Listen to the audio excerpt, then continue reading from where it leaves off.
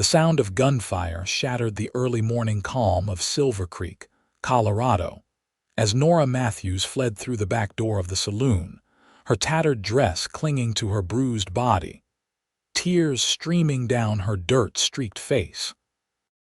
It was 1878, and in this remote mining town, justice rarely found those who deserved it most. Nora ran until her lungs burned and her bare feet bled, the unforgiving rocks of the mountain path cutting into her skin as she ascended higher into the foothills. The voices of her pursuers faded, but the memory of their cruelty remained sharp as a knife. 3 weeks she'd endured captivity at the hands of the Blackwell gang after they'd raided her family's homestead, killed her father, and taken her as payment for a debt her father had allegedly owed. She collapsed behind a large boulder, her body trembling with exhaustion and fear. The dawn light was beginning to spread across the valley below, illuminating the small town with its golden glow. From this distance, Silvercreek looked peaceful, almost innocent, nothing like the hell she had experienced within its boundaries. "Don't move," a deep voice commanded from behind her.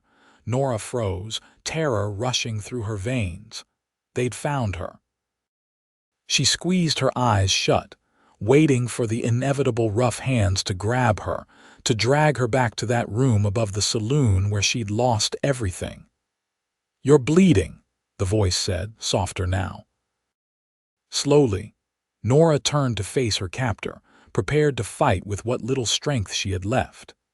Instead of one of Blackwell's men, she found herself looking up at a tall stranger with eyes the color of a summer sky.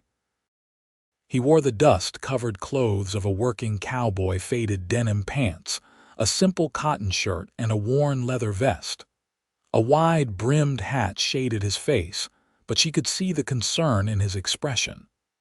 "I'm not going back," Nora whispered, her voice raw from screaming. The man kneeled down, keeping a respectful distance. "I'm not taking you anywhere, miss. I'm Miles Callahan.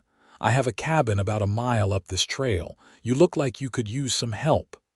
Nora tried to scramble backward, wincing as her injured feet scraped against the ground. "I don't need a man's help, not ever again." Miles nodded solemnly. "I understand your fear, but those cuts need tending and you're a long way from anywhere else." He removed his canteen and set it on the ground between them, then backed away several steps. "Take a drink." "I'll wait over there while you decide." Nora watched him retreat to a respectful distance, leaning against a tree with his back half turned to give her privacy. Her throat burned with thirst, and after a moment's hesitation, she grabbed the canteen and drank deeply. The water revived her enough to think more clearly. She could try to make it to the next town, but that was 30 miles away, and she had no shoes, no food, and nowhere to hide if Blackwell's men came looking. This stranger seemed different from the men in town, but she'd been fooled before. "Why would you help me?" she called out. Miles turned slightly, keeping his distance. "Because it's the right thing to do. No questions asked, no debt owed." Nora studied him, searching for signs of deception. His face was weathered from the sun but open, honest. He had the calloused hands of a man who worked hard for his living. "I can't walk," she admitted finally, the pain in her feet becoming unbearable now that the initial rush of fear was subsiding. Miles nodded. "I have a horse tethered just beyond those trees. I'll bring him around and help you up. I'll be gentle every step, I promise." Those words, so simple, yet so powerful, broke something inside Nora. A sob escaped her lips before she could stop it. No one had promised her gentleness since her mother died years ago. True to his word, Miles brought a sturdy brown gelding around and approached her slowly. "May I?" he asked, gesturing to her injured form. When she nodded, he carefully lifted her onto the horse, his touch light and respectful. He then mounted behind her, making sure to keep space between them as he took the reins. "My cabin's just up the mountain. We'll be there soon, and I can tend to those cuts. Then we'll figure out what comes next." As they rode up the winding trail, Nora felt both terrified and, strangely, safer than she had in weeks. Miles kept his word about being gentle, steadying her when the path grew steep, but never holding her any tighter than necessary. The cabin appeared around a bend, a solid structure of logs and stone with a chimney that promised warmth. A small corral stood off to one side, and beyond it, a breathtaking view of the valley below. "Welcome to my place," Miles said quietly. "It's not much, but it's peaceful." Peace was a luxury Nora had forgotten existed. As Miles helped her down from the horse, supporting her weight so her injured feet barely touched the ground, she allowed herself to believe just for a moment that she might find it here. The inside of the cabin was simple but clean.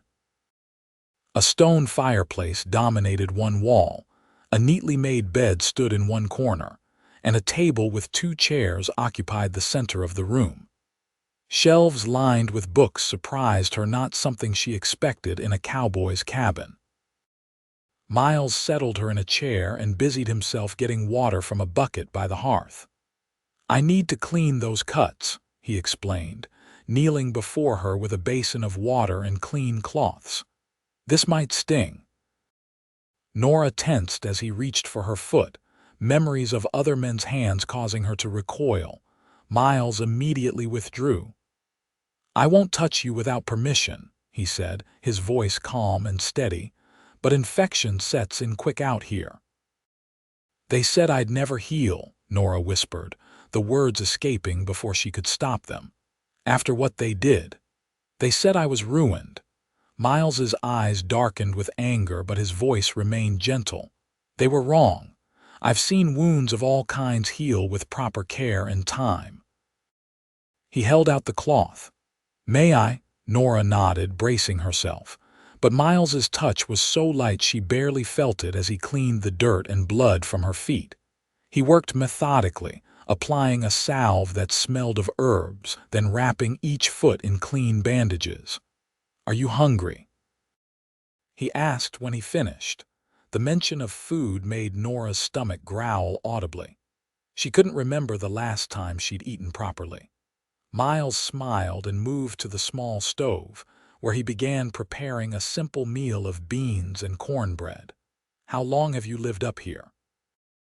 Nora asked, desperate to fill the silence with something other than her own thoughts. 5 years, Miles answered, stirring the pot. "After the war, I couldn't stand being around too many people, needed the quiet." "The war?" Nora asked.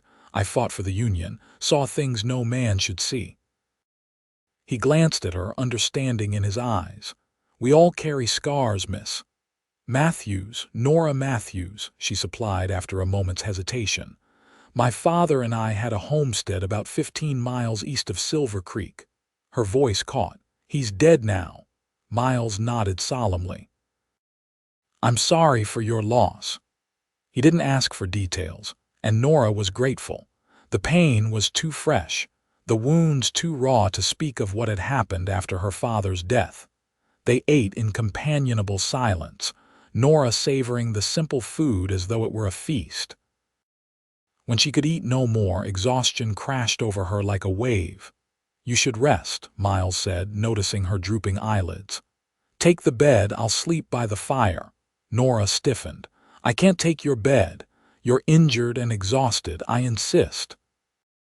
The thought of lying in a strange man's bed terrified her, but the alternative, returning to Silvercreek or trying to make it to the next town, was worse. Miles seemed to sense her fear. "I'll stay outside until you're settled," he offered. "And I'll make sure you can bar the door from inside." "You'll be safe here, Nora, I swear it." The use of her name, spoken with such respect, nearly undid her. Nora nodded, unable to speak past the lump in her throat. True to his word, Miles stepped outside and Nora heard him tending to his horse. She limped to the bed, her bandaged feet throbbing, and sank onto the surprisingly comfortable mattress. The sheets smelled of sunshine and pine, clean and fresh. nothing like the cloying scent of whiskey and cheap perfume that had permeated the room above the saloon. When Miles knocked softly, she called for him to enter. He carried extra blankets and placed them by the hearth where he would sleep. "There's a bar for the door," he said, pointing to a heavy wooden beam leaning against the wall. "Use it if it makes you feel safer." "Thank you," Nora whispered, overwhelmed by his consideration. Miles nodded, his expression gentle. "Good night, Miss Matthews. Tomorrow will be better." After he stepped outside again, Nora secured the bar across the door. Despite her fears, exhaustion claimed her quickly, and she fell into the first peaceful sleep she'd had in weeks. The sun was high when Nora awoke the next day, disoriented until the events of the previous day came rushing back. She sat up quickly, wincing at the pain in her battered body. A knock at the door startled her. "Miss Matthews, are you awake? I've brought fresh water for washing." Miles's voice was respectful, keeping his distance until invited in. Nora removed the bar and opened the door to find him standing several feet back, holding a bucket of water and a bundle of cloth. "Good morning," he said. "How are your feet?" "Sore, but better," Nora admitted. The swelling had gone down, though the cut still stung. "I found some clothes that might fit you," Miles said, setting down the water bucket and holding out the bundle. "They belong to my sister. She visited last summer and left some things behind." Nora accepted the simple cotton dress and undergarments gratefully. "You have family?" "Just Sarah. She lives in Denver with her husband and children." A smile softened his features. "She worries about me being alone up here." "Why do you stay?" Nora asked, genuinely curious. Miles looked out toward the mountains. "After the war, crowds made me jumpy. Too much noise, too many sudden movements. Out here I can breathe." He turned back to her. "I'll let you wash up. There's breakfast when you're ready." Alone again, Nora used the cool water to wash away the grime of her ordeal. The dress Miles provided was simple but clean, and though slightly large, it felt luxurious after the tattered rags she'd been wearing. When she emerged, Miles had prepared a breakfast of flapjacks and coffee. They ate in comfortable silence, Nora occasionally glancing at her host, trying to understand this quiet man who had shown her more kindness in one day than she'd experienced in months. "What will you do now?" Miles asked as they finished eating. Nora stared into her coffee cup. "I don't know. I can't go back to Silvercreek." She hesitated. "The men who took me, they'll be looking." Miles's jaw tightened. "The Blackwell gang," Nora's head snapped up. "You know them. Everyone in these parts knows them. Jeb Blackwell and his brothers have been terrorizing this territory for years." Miles's voice was hard. "The law can't or won't touch them." "They killed my father," Nora whispered. "Said he owed them money, then they took me as—" She couldn't finish. "You don't need to explain," Miles said softly. "And you don't need to decide anything today. You're welcome to stay here until you heal. After that, if you want, I can help you get to Denver. My sister would take you in." The offer was generous, more than Nora had dared hope for. But the thought of imposing on strangers, of being a burden, was difficult to accept. "I can work," she said. "I know how to cook, clean, mend. I won't be charity." Miles shook his head. "It's not charity to help someone in need, but if it makes you feel better, I could use help around here. The garden needs tending, and I'm a terrible cook." He smiled slightly. "We can figure out the details later. For now, just rest." The days that followed fell into a gentle routine. Nora's feet healed slowly, and as soon as she could walk without pain, she insisted on helping with chores. Miles taught her about the garden he maintained, showing her the herbs he grew for medicine, and the vegetables that sustained him through the long mountain winters. They talked as they worked, Miles telling stories of his time as a cavalry soldier, Nora sharing memories of life on her family's homestead, before everything went wrong. She found herself laughing at his dry humor, something she'd thought she might never do again. A week after her arrival, Miles returned from checking his traps with a troubled expression.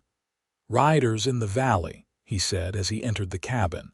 "3 men, asking questions at the mining camps down the mountain." Nora felt the blood drain from her face. "Blackwell's men." Miles nodded grimly. "Descriptions match. They're looking for you." Terror seized Nora's heart. "I should go. I'm putting you in danger." "No," Miles said firmly. "You're safer here than anywhere else. They don't know about this place, I make sure of that. I trade in the next valley over, not in Silvercreek." "But if they find me, they won't," Miles interrupted. "But we should be cautious. Stay close to the cabin for a few days." That night, Nora couldn't sleep. Every sound outside made her start, imagining Blackwell's men bursting through the door. When a particularly loud owl call startled her, she gasped audibly. "Nora!" Miles's voice came from near the hearth. "Are you all right?" "I can't stop seeing their faces," she admitted, her voice small in the darkness. "Every time I close my eyes, they're there." Miles was silent for a moment. Then she heard him move, coming to sit on the floor beside the bed, still maintaining a respectful distance. "After the war," he said quietly, "I couldn't sleep for more than an hour without the nightmares coming. I'd see the men I'd killed, the friends I'd lost. Their faces, so clear I could count their eyelashes. In the dim light from the banked fire, Nora could see his profile, strong and steady. "What helped?" she asked. "Time. Talking about it, though that was the hardest part, and finding purpose again." He looked at her. "It gets better, Nora, not right away and not completely, but it does get better." "I want to believe that," she whispered. "Then believe me when I say I'll keep you safe while you heal," Miles promised. "I'll be gentle every step of the way." There it was again, that promise of gentleness that touched something deep inside her. Nora reached out tentatively, her hand finding his in the darkness. Miles didn't move, allowing her to initiate the contact, his calloused palm warm beneath her fingers. "Thank you," she said simply. They stayed like that, connected but not too close, until Nora's eyelids grew heavy and she drifted off to sleep, her hand still resting on his. The search for Nora continued in the valley below, but as Miles had predicted, no one came to the isolated cabin. As days turned into weeks, Nora began to believe she might truly be safe. Her body healed faster than her spirit, but even that showed signs of mending. She no longer flinched when Miles moved suddenly, and sometimes she caught herself smiling for no reason other than the peaceful beauty of their mountain sanctuary. One evening, as they sat on the porch watching the sunset paint the distant peaks gold and crimson, Miles cleared his throat. "I need to go into town tomorrow," he said. "We're running low on supplies and I need to check if there's any mail from Sarah." Nora tensed. "Silvercreek?" "No," Miles assured her. "Pine Hollow. It's smaller, about 15 miles west. I go there for trading." He hesitated. "Would you like to come with me? The fresh air and change of scenery might do you good." The thought of leaving the safety of the cabin terrified Nora, but she also recognized the fear for what it was, another chain binding her to her trauma. If she ever wanted to truly heal, she would need to face the world again eventually. "Yes," she said, surprising herself. "I'd like that." Miles smiled, a rare, full smile that transformed his usually serious face. "We'll leave at dawn. It's about a 3-hour ride, but the views along the way are worth it." The next morning, Nora dressed in the sturdiest of the clothes Miles's sister had left behind, a riding skirt and simple blouse. Miles had fashioned her a pair of soft leather moccasins that protected her still tender feet better than traditional women's shoes would have. He brought the horse around the same gentle gelding that had carried her to safety weeks before. "This is Thunder," Miles said, patting the horse's neck. "He's steady as they come." Nora approached cautiously, reaching out to touch the animal's velvety nose. Thunder whickered softly, pushing against her hand. "He likes you," Miles observed. "I've always loved horses," Nora admitted. "My father taught me to ride when I was just a little girl." Miles helped her mount, then swung up behind her as he had that first day. This time, however, Nora didn't tense at his proximity. Instead, she found his solid presence reassuring as they set off down the mountain trail. The journey to Pine Hollow was as beautiful as Miles had promised. They followed streams heavy with the spring runoff, crossed meadows bright with wildflowers, and wound through stands of aspen trees whose leaves danced in the breeze. As they rode, Miles pointed out landmarks and wildlife: a hawk circling overhead, deer tracks crossing their path, the distant outline of a bear foraging on a far hillside. His deep voice, rumbling close to her ear, made the wilderness seem less threatening and more like a living tapestry of which they were simply a part. Pine Hollow proved to be little more than a cluster of buildings serving the surrounding ranches and mining operations: a general store, a small hotel with an attached saloon, a blacksmith, and a handful of homes. But after weeks of isolation, even this tiny settlement seemed bustling to Nora. Miles helped her down from Thunder and tied him to the hitching post outside the general store. "We'll get supplies first," he said, offering his arm for support. "Then we can have a meal at the hotel if you're feeling up to it." Nora hesitated before taking his arm, but the unfamiliar surroundings made her grateful for his steadying presence. Inside the store, the proprietor greeted Miles warmly. "Callahan, thought we might have lost you to the mountain this time. Been nearly 2 months since you've been down." "Been busy, Mr. Porter," Miles replied easily. "How's business?" As the men exchanged pleasantries, Nora felt the storekeeper's curious gaze shift to her. She lowered her eyes, suddenly aware of how unusual her presence must seem. Miles rarely came to town, and never with company. "This is Miss Matthews," Miles said, his tone changing subtly. "She's staying at my cabin while recovering from an illness." The simple explanation, offered without elaboration, seemed to satisfy the storekeeper, who nodded politely to Nora before helping Miles gather the supplies they needed. As they shopped, Nora found herself drawn to a display of fabric and sewing notions. She ran her fingers over a bolt of soft blue calico, remembering the dresses she used to make with her mother. "You sew?" Miles asked, noticing her interest. "I used to make all our clothes," Nora replied. "My mother taught me before she passed." Miles added the fabric to their purchases without comment, along with needles, thread, and scissors. When Nora tried to protest, he simply said, "Consider it payment for all the meals you've cooked." Their next stop was the post office, where a letter from Miles's sister awaited. He tucked it into his pocket to read later, then suggested they have lunch at the hotel before heading back. The hotel dining room was nearly empty at this hour, with only a couple of travelers finishing their meals.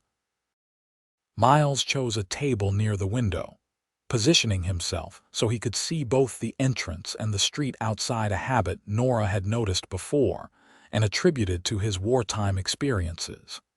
As they ate their simple meal of beef stew and fresh bread, Nora became aware of a commotion outside. 3 riders had entered the town, dust-covered and travel-worn. Something about their posture sent a chill down her spine even before she recognized them. "Miles," she whispered, her voice tight with fear. Those men, Miles had already seen them. His face hardened as he observed the newcomers dismounting outside the saloon. "Blackwell's men," he confirmed quietly. "Stay calm. They haven't seen us." But as if her fear had summoned their attention, one of the men turned toward the hotel window. Nora ducked her head, But it was too late. She saw the flash of recognition in the man's eyes before he nudged his companions and pointed. "They've seen me," she gasped, panic rising in her throat. Miles stood smoothly, tossing coins on the table. "Out the back," he said, his voice calm but urgent. "Now." He guided her through the kitchen, ignoring the cook's protests, and out a rear door that led to a small stable yard. "Wait here," he instructed, positioning her behind a water trough. "I'll get Thunder." Before she could protest, Miles had slipped away, moving with the silent efficiency of a man accustomed to danger. Nora crouched behind the trough, her heart pounding so loudly she was certain it would give away her position. Voices approached from the direction of the hotel, angry, demanding. "Where'd they go?" "The woman belongs to Blackwell." Nora pressed herself flatter against the ground, praying Miles would return before they found her. The minutes stretched like hours, each second a torment of fear and remembered pain. A hand touched her shoulder, and Nora nearly screamed before recognizing Miles's reassuring presence. "Thunder's ready," he whispered. "Stay low and follow me." They crept along the back of the buildings, using wood piles and water barrels for cover, until they reached the edge of town where Miles had tethered Thunder in a small grove of trees. The horse seemed to sense the urgency, standing perfectly still as Miles helped Nora mount before swinging up behind her. "Hold tight," he murmured, and urged Thunder into a canter, heading not back toward the mountain trail they'd used earlier but west, toward a dense forest that would provide better cover. They rode hard for nearly an hour before Miles slowed Thunder to conserve the horse's strength. Only then did Nora realize she was trembling, her hands locked in a death grip on the saddle horn. "They found me," she whispered, devastation in her voice. "They'll never stop looking." Miles's arms tightened slightly around her, not restrictive, but protective. "They won't find you again," he promised. "We'll take a different route home. I know these mountains better than any of Blackwell's men." True to his word, Miles led them through a labyrinth of game trails and narrow passes that would have been invisible to anyone who didn't know exactly where to look. By nightfall, they had circled far around Pine Hollow and were approaching the cabin from the north, a direction no pursuer would anticipate. The cabin stood undisturbed, just as they had left it that morning. Once inside, Nora sank into a chair, the reality of their narrow escape finally hitting her. "I can't stay here," she said, voice breaking. "They'll keep searching. They'll find this place eventually." Miles knelt before her, his blue eyes serious. "Nora, look at me. You're safe here. Those men saw us in town, but they have no idea where we went. There are hundreds of miles of wilderness in these mountains." "But what if—" "No," Miles interrupted gently. "Don't let fear steal your peace. That's what they want, for you to live in terror for the rest of your life." Nora looked into his face, seeing the determination there, the absolute conviction that he could and would protect her. "Why are you doing this?" she asked. "Why risk your life for a stranger?" Miles was quiet for a long moment. "You're not a stranger anymore," he finally said. "And some things are worth fighting for." The simple statement, delivered without drama or expectation, touched Nora deeply. In that moment, she realized how much Miles had come to mean to her over these weeks of healing. He had shown her kindness when she expected cruelty, patience when she lashed out in fear, and respect when she felt worthless. "Thank you," she whispered, reaching out to touch his cheek. Miles remained still, allowing her to initiate the contact, his eyes never leaving hers. The moment stretched between them, fragile and precious, until Thunder nickered outside, breaking the spell. Miles cleared his throat and stood. "I should tend to Thunder. He worked hard today." As he stepped outside, Nora pressed her hand to her heart, feeling it beat with something other than fear for the first time in months. That night, as they sat before the fire, Miles opened the letter from his sister. His expression grew thoughtful as he read, and when he finished, he passed it to Nora. "Sarah wants me to come to Denver for her youngest son's birthday next month," he explained. "She worries about me being alone up here." Nora scanned the letter, noting the affection in Sarah's words and her gentle chiding of her hermit brother. "You should go," she said, returning the letter. "Family is precious." "I was thinking," Miles said carefully, "that you might come with me. Denver is a big city, far from Blackwell's influence. You could start fresh there, maybe find work as a seamstress." The offer was generous and practical. Denver would offer safety and opportunities Nora couldn't find in the mountains. Yet the thought of leaving the cabin, of leaving Miles, filled her with an unexpected sadness. "I'll consider it," she said, not meeting his eyes. The following days brought a return to their routine, but something had shifted between them. There was a new awareness, a tension that hadn't existed before. Nora found herself watching Miles as he worked, the way the muscles in his arms flexed when he chopped wood, the gentle way he handled the garden's tender shoots, the rare smile that transformed his serious face. For his part, Miles seemed more attentive, bringing her wildflowers he found on his hunting trips, carving a small wooden box for her sewing supplies, teaching her the names of the stars as they sat on the porch in the evenings. Neither spoke of what had passed between them in Pine Hollow or of the approaching trip to Denver.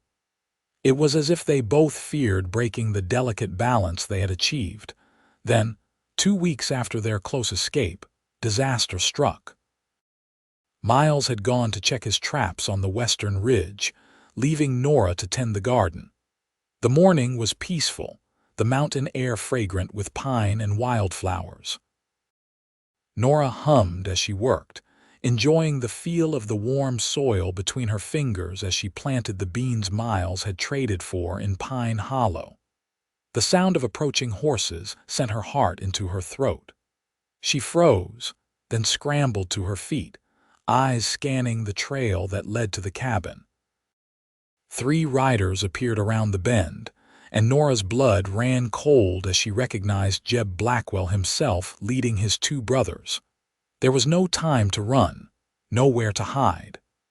The cabin stood on an open stretch of the mountainside, visible from all approaches. Nora's only weapon was the small gardening trowel in her hand. "Well, well," Jeb called as they drew closer. "Looky what we found, boys. Our little runaway." The eldest Blackwell was a large man with a face scarred from bar fights and a reputation for cruelty that extended beyond the territory. His brothers, younger but no less vicious, flanked him with matching sneers. "That cowboy of yours ain't around to protect you now, is he?" Jeb continued, dismounting. "We've been tracking you for weeks. Should have known you'd hole up with the mountain man." Nora backed toward the cabin, her mind racing. Miles wouldn't return for hours. By then it would be too late. "Stay back," she warned, her voice stronger than she felt. "This isn't your land," Jeb laughed, an ugly sound. "Land don't matter out here, girl. Only strength does." He took a step toward her. "You still owe me for your daddy's debt, and now you owe me for the trouble of hunting you down." As he reached for her, Nora swung the trowel, catching him across the cheek. Blood welled from the cut, and Jeb's amusement turned to rage. "You'll pay for that," he snarled, grabbing her wrist so hard she cried out. What happened next would forever be etched in Nora's memory. As Jeb dragged her toward his horse, a shot rang out and the elder Blackwell howled in pain, releasing her as blood bloomed on his shoulder. "Let her go," Miles's voice commanded from the ridge above them. He stood with his rifle aimed steadily at the intruders, his face a mask of cold fury. "This ain't your fight, Callahan," one of the brothers shouted. "The girl belongs to us." "She belongs to no one," Miles replied, his voice carrying clearly in the mountain air. "And if you value your lives, you'll ride out now." Jeb, clutching his bleeding shoulder, spat on the ground. "3 against 1, Callahan. Even you can't beat those odds." "He doesn't have to," a new voice called, and to Nora's astonishment, 3 more riders appeared from the Eastern Trail, men she recognized from Pine Hollow, including the storekeeper, Mr. Porter. "Word travels fast in these mountains," Porter said, training his own rifle on the Blackwells. "When we heard these vermin were asking about you and the lady, we figured you might need some neighbors." The odds now reversed. Jeb Blackwell's bravado faltered. "This ain't over," he threatened, but there was fear in his eyes as he backed toward his horse. "It is over," Miles countered, descending the ridge to stand beside Nora. "You won't touch her or anyone else again."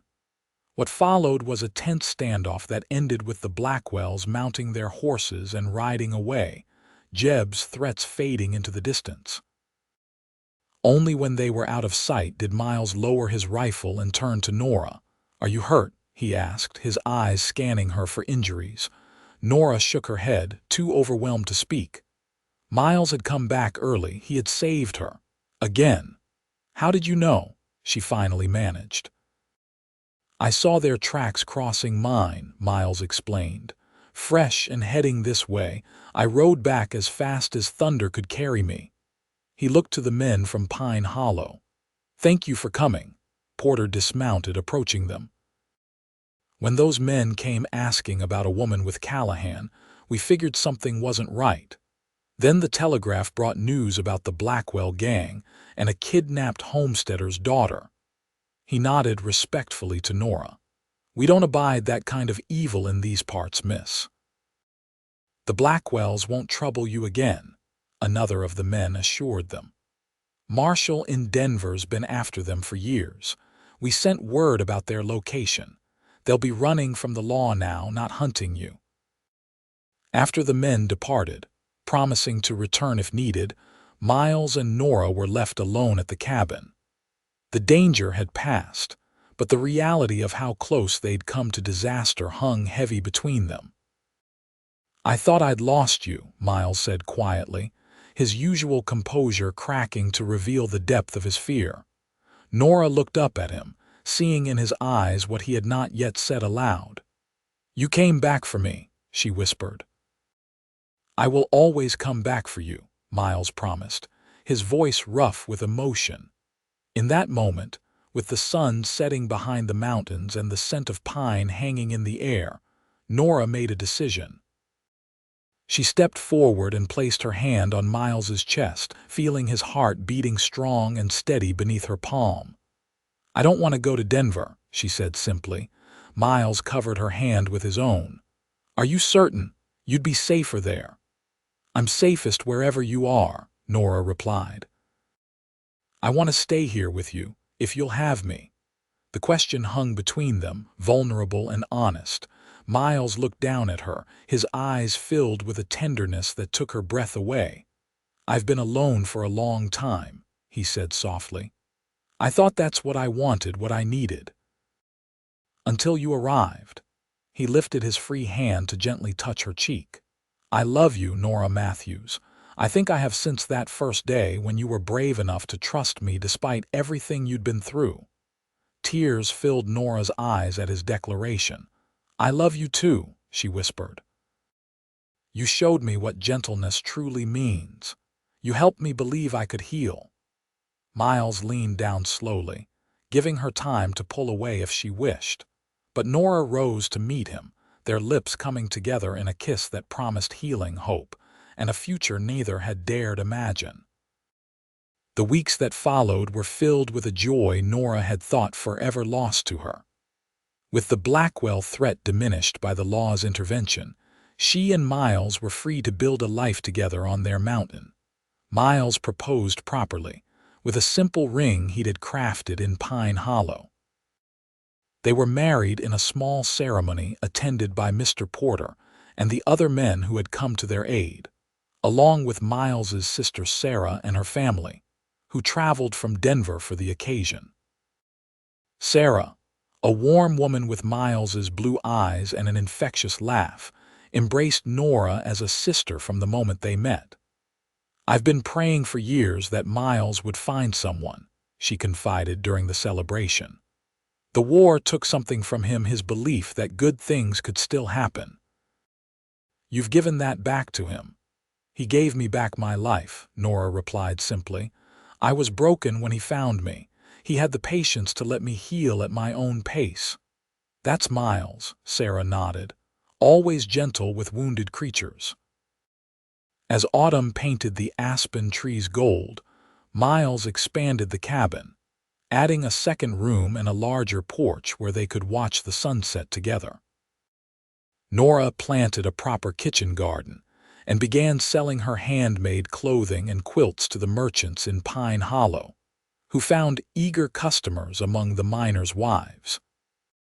When the first snow of winter blanketed the mountain, Nora and Miles sat before their fire, wrapped in one of her quilts, content in the home they had created together. "I have something to tell you," Nora said, taking Miles's hand and placing it on her stomach. "We're going to have a baby." The joy that transformed Miles's face was something Nora would treasure forever. He gathered her in his arms, holding her as if she were the most precious thing in the world. "You've made me the happiest man alive," he whispered against her hair. As they sat together planning for their child's arrival, Nora reflected on the journey that had brought her to this moment.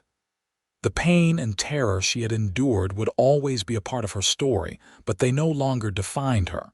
She had survived. She had healed. And she had found a love more powerful than the darkness that had once threatened to consume her. Outside, the snow continued to fall, covering the mountain in a blanket of pristine white. Inside, the fire crackled warmly, illuminating the faces of two people who had found in each other the strength to overcome their pasts and embrace their future together. Spring came early to the mountains that year, bringing with it wildflowers and the cries of a healthy baby girl whom they named Hope. With her father's blue eyes and her mother's determined spirit, she became the center of their world. As Hope grew, so did the legend of the mountain man who had saved the kidnapped homesteader's daughter and defied the notorious Blackwell gang. The story spread throughout the territory, embellished with each telling, but the heart of it remained true, a tale of courage, healing, and the transformative power of gentle love. Years passed, and the cabin on the mountainside expanded again to welcome a son, then another daughter. Nora's sewing business flourished, with her creations sought after as far away as Denver. Miles continued to hunt and trap, but also began breeding horses, his gentle way with the animals earning him respect throughout the region.